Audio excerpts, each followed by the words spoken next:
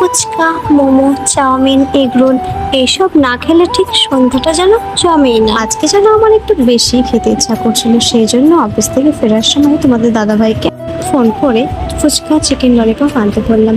তারপরে সে আসার সময় ফুচকা, চিকেন ললিপপ এবং তরকারি এনেছিল। রুটিটা বাড়িতে বানানোই ছিল, সেই জন্য সব তরকারিটাই এনেছিল। আজকে সমস্ত খাবার একসঙ্গে ট্রাই করব আর একটু ইউনিক কিছু করবো, কারণ ফুচকার সঙ্গে ভাবছি তরকা মিশিয়ে খেয়ে নিই, দেখি টেস্টটা কেমন লাগে। তো যাই হোক, ফুচকার জল দিয়ে তরকাটা ভালোই লাগলো। তারপরে খেলাম চিকেন ললিপপ। চিকেন ললিপপ তো খুবই সুন্দর লাগে আমার খেতে, আর এটা অনেক টেস্টি ছিল।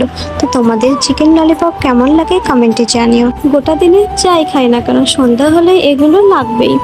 আজকে আমি তোমাদের সামনে সুন্দর কিছু কমেন্ট পড়ে শোনাবো। একজন লিখেছে, তোমাকে আমার খুব ভালো লাগে আর তোমার ভিডিও দেখতেও। তো থ্যাংক ইউ সো মাচ রিকসোনা। আর একজন লিখেছে,